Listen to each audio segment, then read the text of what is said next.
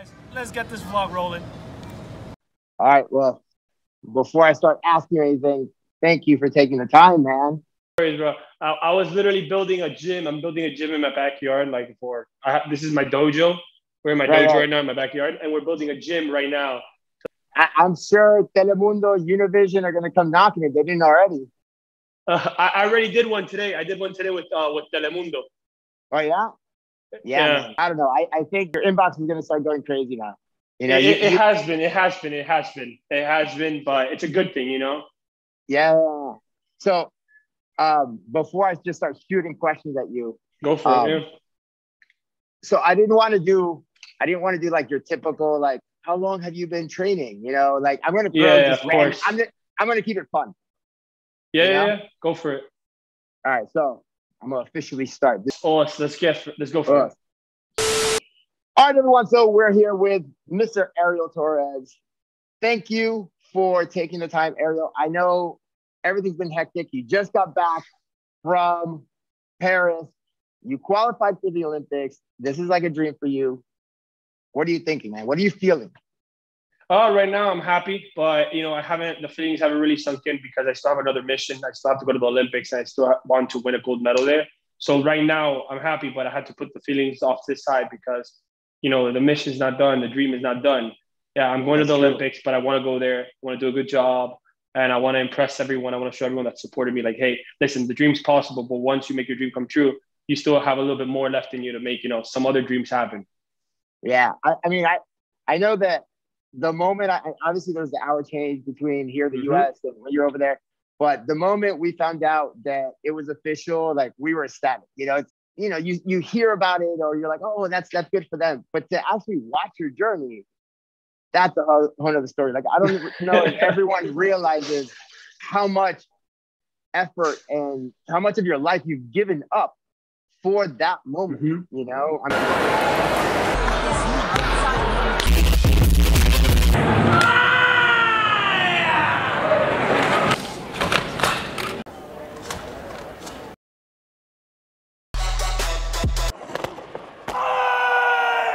I mean, people do kata, but it's, you know, how long is the kata? 60 seconds? You know, two minutes if it's long, right? Yep. And you've given up so much. You know that picture of the iceberg where you see the iceberg and you see the little tip and the little tip at and everything in the bottom. Yes, sir. I just feel like you truly represent that essence because I know you've given up so much. I mean, you built a dojo inside the house. You know, you're competing like every other weekend between NASCAR tournaments. Hey, whatever you can find. And like I saw you at everything. Right? I know now you're a little more selective, obviously. Of course. So I know everyone's got the typical questions they want to ask you, but I have like important questions. Like, what are 3 movies that all martial artists must watch? I think The Last Samurai was the first one I ever watched. The Last Samurai was a big deal for me. Definitely The Karate Kid, the first ever Karate Kid. Wow. Now show me wax on, wax off. That's iconic, right? Yeah. And now if you tell me a third one, let me think. Any of the Bruce Lee movies, definitely. Any of the Bruce Lee movies or Jackie Chan movies, any of them. But I feel like for me, the most 2 important ones are The Last Samurai. It's a great message. And The Karate Kid, the first one, is iconic. And then any of the Bruce Lee or Jackie Chan movies, I would say are big deal. I love The Last Samurai. I think most people don't. It's a long movie, but I agree with you where the message is. It's like the true essence, right? Yes, putting ego aside, putting pride aside. Awesome movie. Yeah. Since you mentioned Karate Kid, Cobra Kai or Miyagi-Do? Definitely. You know, if you say Karate Kid, right? We're talking about Karate Kid. I would have said Miyagi-Do. But right now, I would say like Johnny Lawrence's Cobra Kai. Yeah. Not the other guy that took over Cobra Kai, but Johnny Lawrence. Right. The way he started off his dojo with Miguel and all these kids, that Cobra Kai. Now it's different, you know, but that would be the Cobra Kai that I would have supported. Yeah, I like that one. I'm waiting for season 4 because I like what they're doing. You know, like now you got this combination of like the team. The nice team. Yeah, I love the storyline. What's your personal favorite kata? Kururunfa. Yeah, Kururunfa is my favorite. It was the first one I learned when I was originally Shorin-ryu, Yoshimon Shorin-ryu. And when I started practicing Goju-ryu, the first kata I learned was Kururunfa. And I loved it. And then I always practiced it. And whenever I have a bad day that I don't want to train, I can just do Kururunfa. And I know that my karate would improve a lot that day because Kururunfa embodies everything I love in kata. So bad day, I do Kururunfa. Good day, I can still do Kururunfa. On any day, I can do Kururunfa because I know that day will finish on a good note. If I just do Kururunfa, it's okay. That one like takes you back, you could say. Like that's it takes me back. Yeah, it takes me back. And it also has a lot of concepts that I like to focus in on my kata. So basically, it's like, practice all your basics and focus, go back to your basics. And I think that Kururunfa for me is not a basic kata, but for me, it's a kata that is where I learned all my basics in Goju-ryu. Usually start from the first kata to the last kata, but the first one I learned in Goju-ryu was Kururunfa. And with Kururunfa, I learned all the Goju-ryu basics in that kata. So when people say, go back to your basics, it's like, wait, Kururunfa was my basic kata. It was the one I learned from my basic, and I use it to compete. So that's why I always think, no matter what, if I do it, I'm okay. Right. Got you. Yeah. I mean, obviously you do a lot of katas, depends on the circumstance, but you always have one, I guess, close to your heart, you could say. And usually, even if it's a very, very hard round one, I'll do Kururunfa. And even if which I did in Paris, and even if it's a very hard medal match and I have one left, like example, I made it to Portugal to the bronze medal match in Portugal against Moto Kazumasa from Japan. And I had options. I had Super Empe, I had Chatanyara, Hakusanku, and I had Kururunfa. And I was like, Kururunfa. People were like, why didn't you do Super Empe? I was like, I don't want to. I want to do Kururunfa. Win or lose. At the end of the day, I'm not going to do a kata to win.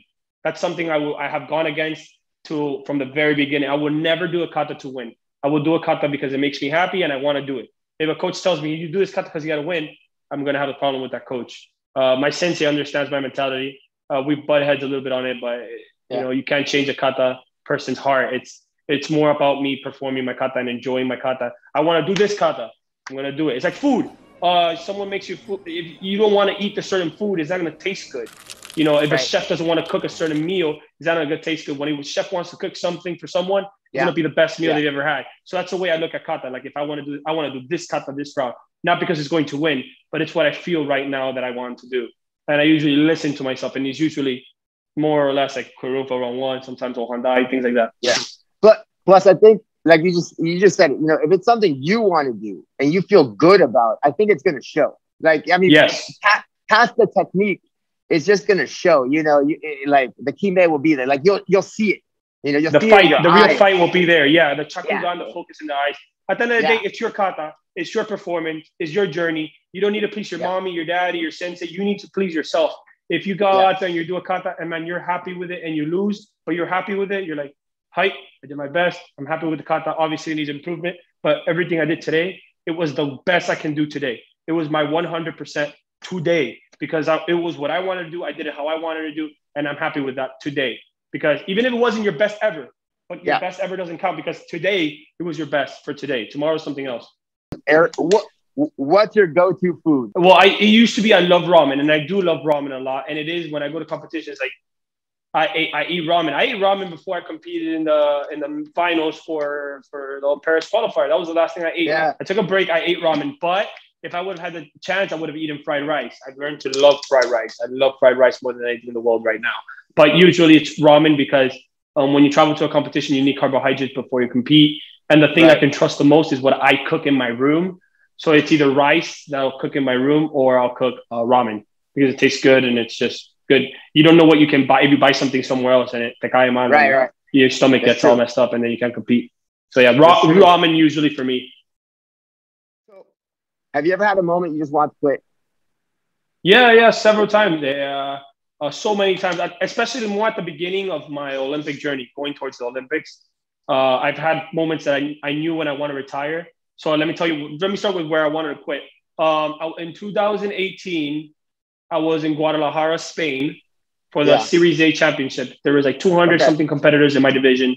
And I remember I was warming up and it's super cold. Again, there's 200 something people there. And I'm trying to get into the top 100 so I can go to Premier League. So I'm there, I'm looking around these people. I'm like, guys, these people are so much better than me. What am I doing here right now? I do not belong here. Right. And I said that to myself. I was looking at the Japanese and I was like, whoa, these guys are good. These guys are incredible. And then looking at other people, I'm like, these are good. So whatever, I go in there, I do my round one. I won 3-2 against Belgium.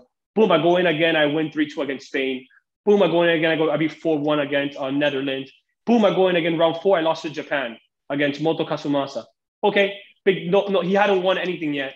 That was his first competition. He made it to the finals in Premier Leagues and Series A. He made it to the finals. I get repertoire. Boom, I go in. I beat Spain again 3-2. And then I lose to Hong Kong 4-1. So I got 7th place in the Premier League in a Series A. And I was like, wow. Okay, maybe I can maybe I should be here. here. Maybe I can swim with the fish. Maybe I can be alongside some of these people. And I was like, okay, maybe I'm here because I beat some countries. So I'm going to put myself a goal. As long as I beat a lot of the Europeans, okay, not the top 10 athletes, but as long as I can beat people from other countries, Japan doesn't count, the top 10 don't count, and some of the Asian countries don't count, like Hong Kong, because they're really good. So like the power countries. I was like, if I don't beat, let's say, if I can beat every other country, that's fine. So I went Series A. Eventually, I got a flag on Japan, and I was happy. It didn't matter. I would lose, but it's okay. So I would beat people little by little. So then my feeling of wanting to quit would go away. Before I knew it, I wanted to quit again. I went to Premier League and I lost to this guy from Hong Kong. It was a big deal because I felt like I was finally getting somewhere and I'm getting good. And I lose to this guy. I was like, wow, I really thought I could win. Well, I didn't have time to think about wanting to quit because as soon as I got home, I had to train because the next week I had another event that I already paid for, a Series A, and this is all coming out of pocket. So whatever, I'm training and I start to feel way better. I'm like, you know what? Never mind. I feel so good. It was just that day. That was an off day for me. You know, and I can't base my rest of my career because of a one crap competition that I had. So my sensei pushed me. I felt good. I go to Chile. I do good. I win 2-3 rounds. I lose to Japan. No big deal. Whatever. The rules change.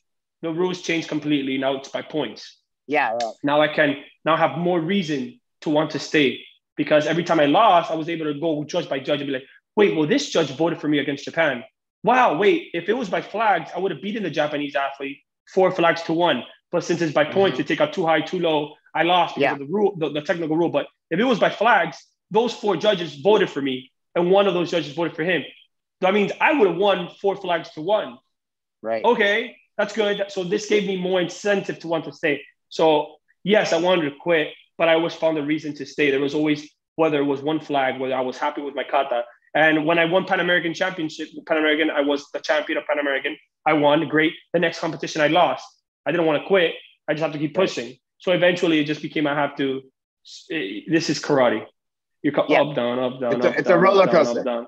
It's like that. You just have to make sure that when you go down, carry on and keep going because you're going to go higher than you ever had before. If not, you're just going to keep going down. You have to just make sure stay on the ride because it's going to go up. But you have to help it go up. You have to push yourself so that you go up. But it's going to go back down. And I tell my sensei, Paris, I won Paris. Great. That was the top. We're going down now. And it's okay because my body's crashing. My body's tired. But I'm going to make sure that down is just a little bit, maybe 2 or 3 days, because we're going to start climbing again for the Olympics. And maybe before Olympics, we go down again. But then we go up right at the day that we have to. So that it's how to control those down days and how to help yourself go up again on the roller coaster. So that's something we got to know as a karateka. The more prepared you are to understand and live in those down moments, the more you're going to succeed in going and rising up. Right. Yeah. I mean, it's definitely a roller coaster ride. Mm-hmm. Okay. So I know the uniform obviously is very important. You know, the look when you present yourself. So here's a question for you. Would you prefer, this is this or that. Would you prefer your belt knot to be off center or one side of your belt to be longer than the other? It's one or the other. Without the label is longer. The belt off center. The belt off center. Yeah, because I just can't deal with that unbalance. My belt is already short enough. I like to have a short belt. And just having one shorter than the other, that's just not. So just have the belt a little bit off to the side is fine. Oh, I actually like it a little. I would have thought the other way because some people think it looks cool, you know. But, no. Oh man, I wouldn't be able to train. I would be like, fix this. Yeah, no. Okay. Does Ariel do Kumite? Obviously, we know you don't compete in Kumite, but do you do Kumite? I do Kumite in the dojo on like Saturdays and Sundays just to spar, move around, have some fun. It's nice to loosen up techniques. I feel like karate is everything. Kata, Kumite, right. Kihon, everything, you know, bunkai. So I do everything. Exactly. I am a karateka. I practice karate. So I do everything. Kata, kumite, Kihon, basics, bunkai, everything. Because I am a karateka at the end of the day. That's awesome. The true essence. Yes. So if you weren't doing karate, what's another dream? Like if today you just had to stop for whatever reason, what do you think you would have done? It depends. If you were asking 1 year ago, or you would have asked me now. If you asked me now, I wanted to do powerlifting, like Olympic weightlifting, power clean, and that's in the Olympics. So maybe after I finish with the Olympic dream and make some other dreams happen, I might change to another Olympic dream. Hey, we never know. Why not? Or if not, it would have been ping pong. I love ping pong. Ping pong. Yeah, I love ping pong. It's good. Good for the heart. I'm gonna challenge you to a game of ping pong one day. Yes, sir, for sure, definitely. So while you were coming up, who did you admire? Like, who did you want to be? Depends. How old was I when does this question take place? Because I looked up to many people growing up. Let's say at the beginning. At the beginning of the game. Antonio Diaz. I would sit on hours watching YouTube trying to copy his ki, his yell. I copied it perfectly as a kid. Exactly how he said it, the look, his eyes, the way he just walked, the way he dripped the sweat. And I would always I was a kid, I was put water on my face, try to have the same drip when I walk into tatami. I embodied his kata. I tried to as a kid. Yeah. That's awesome. And so how would you say it felt once you're actually, competing? You're on the tatami with your heroes, your idols. I mean, the people that you strive to become. At this point, you're side by side. You know what? I think it's an honor. How do you feel about that? It was an honor. At the beginning, it was an honor in the sense of I'm there with them. I'm there with them. Wow, this is awesome. But my coach, my sensei is Robert Young, and my coach is Javier Mantilla. And they both told me, it's like, listen, you can't if you're going to beat them, you can't admire them anymore. You have to kind of drop that flag. There's no more admiration. You are on the same level as them because you are here with them. So if you have to drop that kind of admiration card and think of, I'm going to beat you, or not even I'm not going to beat you. I'm going to just be better than myself. And that's going to be enough to beat you or defeat you. So I had to kind of change my mentality as an athlete and kind of shy away from the, I'm your fan, which I was. And I don't take pictures with them right now because I already have pictures from before. I don't need them right now. So it was an honor competing against them. It is an honor competing against them. But right now, I feel like, train so hard to the point that your rivals, your role models become your rivals. And I feel like that's where I'm at right now. Like all these people I've looked up to, like Antonio Diaz, Damien Quintero, Rookie Una. Now we're on this position where it's only 10 of us, we're in for the Olympic medal. So there's no opportunity to admire them because that time I can use admiring them. I can use to just put myself up and try to defeat them because at this level, it takes just a little bit to fall behind or just a little bit to keep going ahead. Right. Mm-hmm. What's one bad habit you can't get rid of? Oh, man. It could be anything. I'm trying to think. It doesn't have to be a karate thing. Trying to think what's one bad habit. Holy. What do I do this? Eating my diet, probably. Just eat very bad. I eat whatever I want, whenever I want, how much I want. I don't change it. I say I train enough. I train really hard. I think I can eat something. When we get closer to competition, I try to tell myself if I drink this, I won't win. If I eat this, I won't win. So now I'm jinxing myself because I know if I drink that, I don't. So I'm if I eat after this time, I won't win at the competition today. Right. Just today. Tomorrow I can do it. So like that. So I think it's eating because I just love food. Every day, like I said, I feel like a lot of it might be a very mental thing. Eating and all that stuff might be the mental, like numbers. Numbers are a huge thing for me. So I used to weigh myself a lot. And now I don't weigh myself at all because I don't want to know if I'm heavier or if I'm lighter because the number might affect me. Like, I weigh less. That means I'm faster, but that means my technique is lighter. It's not that heavy anymore. I weigh more. I'm slower. No. I just train my butt off and I'll eat how I want because I'm not going to go overboard, but I'm going to eat how I want. I'm going to eat this. I'm going to eat that. Boom. I'm going to train hard. That's it. As long as I feel comfortable with my body, I can train. As long as my body's reacting, I don't have to change anything. I'm huge for routine. I love routine. I haven't broken my routine in the past. What are we in June? I haven't broken a routine in 6 months. It's been my same routine for the past 6 months. I won a bronze medal in Istanbul, Turkey Premier League. And ever since that one, I haven't broken that routine. I went from there into April, not breaking routine. In Istanbul, I won. I think I won, but that's a win for me. And I went all the way to Portugal. I got fifth. I didn't break the routine. I'm going on to boom. I won the qualifying tournament. I'm like, definitely not breaking my routine until Olympics. Yeah, that's my routine for the rest of my life. Why switch it if it's working, right? That's what I tell everyone. And it can be something so simple like get your massage on a Thursday. I'm not getting my massage on Thursday because then that's going to throw off my training for Friday, and that's going to throw it off for Saturday. That's going to throw off my press day. You're going to do it on Friday at 1 p.m. Don't mess it up. Things like that. So it's so simple yet so important for my mental health. Right. No, consistency. It's a plan. You got a plan. And the plan works. Yep. All right. So if you could be a superhero in a movie, would you be a hero or a villain? Depends what movie, because usually some movies have the villain is actually a hero. It's just portrayed in a different light. So I always like being the person that sends. I would say the hero. I want to be the hero. But if the hero is a bad guy, because in some movies the hero is a bad guy, you don't know the hero is a bad guy until the movie.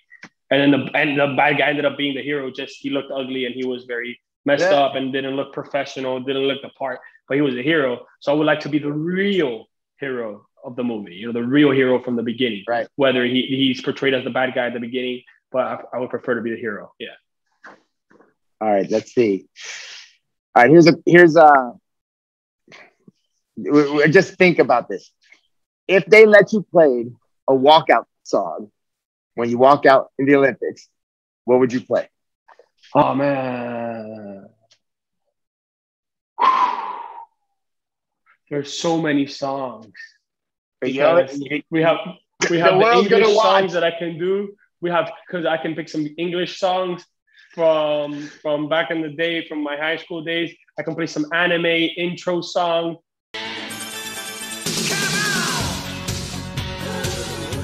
That get me hype, but no one will understand. Actually, it's in Japan, so maybe the whole crowd will understand. I'm like, oh, this dude is Japanese. Or I can go play some Cuban music and some Miami Me Lo Confirmo songs like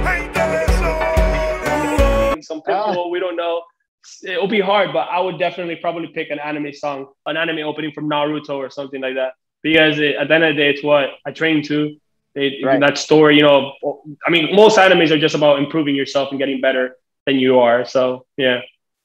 Is there something crazy that happened at some tournament? Like something, it was just a crazy event. Like it's competition day. You're about to compete. Did something ever happen that it was just, you didn't know what was going to happen? Like your uniform was stained or you left it at the cleaners. I mean, whatever. Anything crazy ever happened that nobody ever knew about and it all played out well at the end? As a kid, I don't remember now about anything crazy. I remember all my events, but I don't remember anything crazy happening as a kid because we were always very, very, very... Okay, nothing ever happened to me as a kid because I was always prepared. I was over prepared all the time. I would never not be prepared. I never forgot a bell. I never forgot anything because it was my job, not my parents' job. So I never forgot anything. But things that I kind of controlled did happen. At the Pan American Championships in 2019, we had 4 tatamis. And I was warming up. It was like 2 good hours. I was prepared. And then we're getting ready to compete at 9 a.m. because they're very punctual. And the boards didn't work. The iPads didn't work. They only had one iPad working. So then they just started. They couldn't use 4 tatami. They had to use 1 tatami. So they started with the girls. And I had to take off my gi, stop everything I was doing because I was already drenched. I was ready to compete. And I had to wait 2 hours until it was our turn again. So that was like the biggest thing ever that happened to me warming up wise, but nothing more crazy than that. It was just, I had to wait. I warmed up and I was ready to compete. And then I had to take off my gi because we had to wait like 2 hours until it's done on 1 tatami competing. It was bad. Yeah. I think everyone always has something that, that something happens, but you just got to see it through. Mm-hmm. Let me see. Here's another one for you. If you could I know you have a YouTube channel. For those of you guys that aren't following Ariel, the link's going to be down below. Make sure to check out his channel. You can see all of his past experiences as he's competing throughout the world. So if there's a YouTuber that you would love to do something with right now, like, is there a YouTuber that you would love to be on that channel? Martial artist, PewDiePie. PewDiePie. PewDiePie. That is a beast. I watch all his videos before I compete. The day before I compete, I just put some of his random videos and I just laugh. You know, I don't know. It's just something about it. I love his videos. I've watched him since I was what? Let me see. I'm 23. I've watched him since I was probably 10 years old. So it's funny, you know. It's like therapeutic. Yeah. Right before I compete, especially to get those nerves out of the way. Yeah, PewDiePie. Let me see. What's another one I got for you? All right. So on a serious note, where do you see yourself in like 5 years? 5 years. Let me see. I mean, it doesn't have to be 5. It could be 3. It could be, you know, like, where do you see yourself after this? I do see myself as an Olympic medalist. I don't know what medal yet.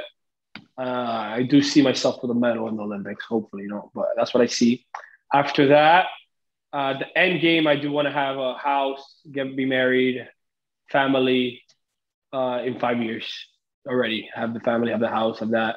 I'll still be competing. Hopefully, God willing, my body can keep competing because I don't plan on retiring until I become world champion or get a medal at the world championship. I mean, if I do get somehow a gold medal at the Olympics, then probably I'll be done. But I don't know. I don't know about that part. But my end game is become world champion. Whenever that happens, I'll probably stop. We're definitely going to talk after the Olympics. Oh, yes, definitely. No worries. I'll be here. Let's see. All right. So I guess this kind of goes with the 5 years. If you had to put together a time capsule for the future, gotta pick us. What would you stick in it? A time capsule. Probably a medal, one that I lost. I got second place. That hurt a lot. And I remember that one like drove me to improve a lot more. It was like a North American Cup. I put that in there. I put in my sensei's belt because my sensei gave me his black belt when he put me in charge of the federation after you go passes away or whatever. That's what he said. So I put my sensei's belt in there. And I put my lucky charm in there too. And that's it. Underwear. It's my Olympic underwear. Your Olympic underwear. Yes. All right, let's do a quick rapid fire. Go for it. Boxers or briefs? Boxers. Xbox or PS5? PS5. Vegas or Miami? Vegas. Cardi B or Nicki Minaj? Cardi B. Pepsi or Coke? Coke. Latin food or Asian food? Asian food. You had to think about that one. Yeah, I did. So what about your merch? Is the merch coming back? Are we going to be able to buy AT merch? I'm planning to do that after the Olympics because it takes a lot of focus, a lot of concentration. I had to go to the post office a lot, which is a good problem to have. But when you're a professional athlete, you can't really. If I had someone, that would be great. If there's some way that I can have my merch and design it, you know, because I designed it. I had someone help me out with a lot with the things. So if I had someone that can do everything for me, hey, I would have done it a long time ago. But right now, maybe after the Olympics, I'll probably get something back to have, you know, give to the people out there that really want to support me somehow. All right, a few more questions. I don't want to take up too much of your time. Did you just finish training? Yeah, I did. But I've been building a gym in the backyard, that's taking out a toll. It's toll on me. How many hours do you put in every day in training?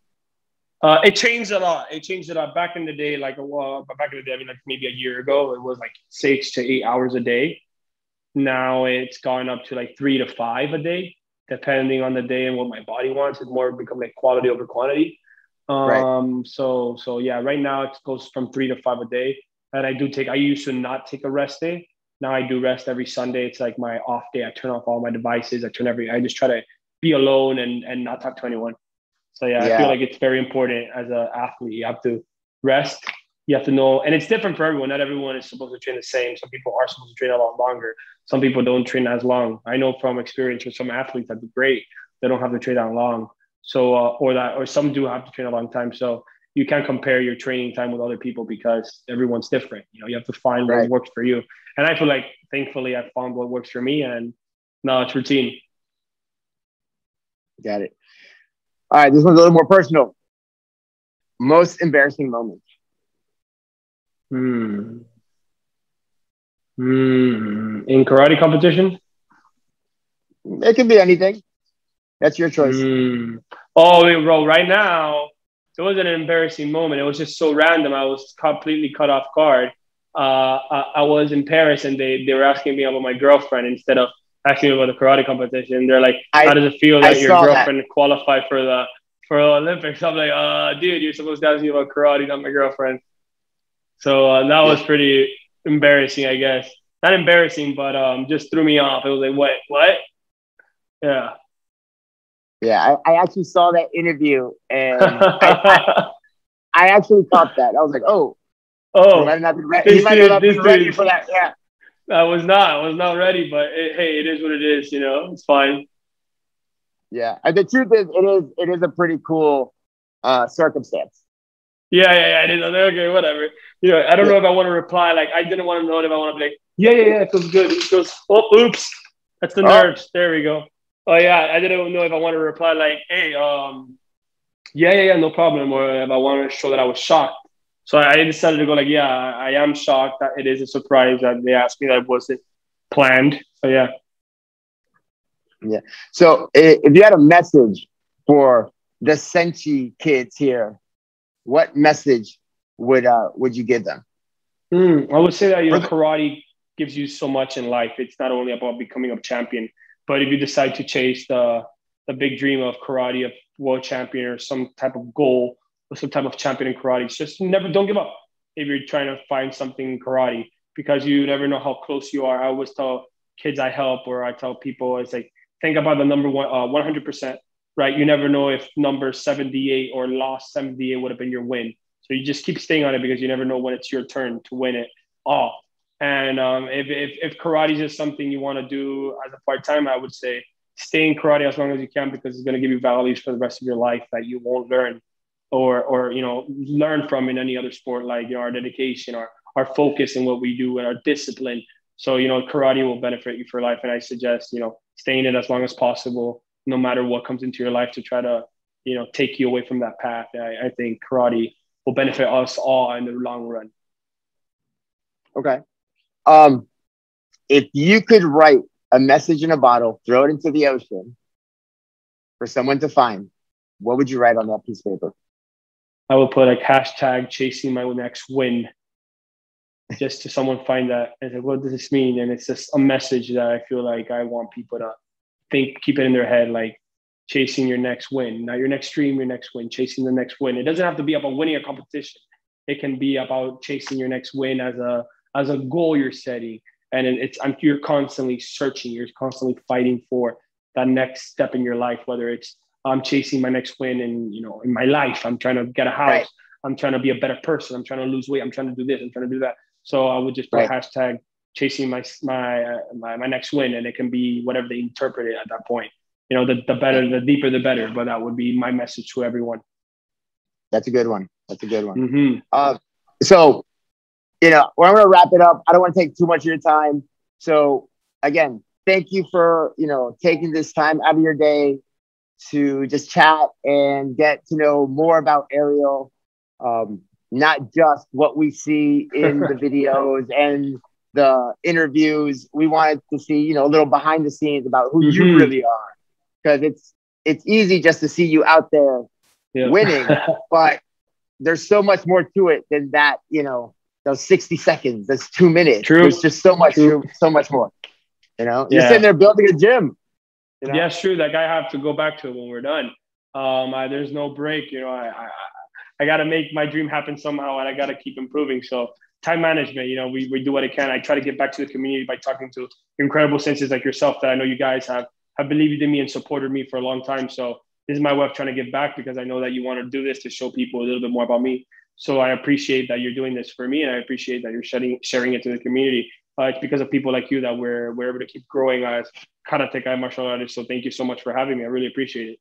No, thank you. And you know, one thing I didn't bring up is congratulations on the Got Milk sponsorship. Thank you so much. I started noticing that milk does have electrolytes, and that is going to just fuel my training for a longer period of time so that I can just keep improving. Oh, that's a big one. That's my favorite. That's big. That's big. That's like second to the Olympics only to me, honestly. Yeah, I actually hope that opens up doors to other more interesting sponsorships.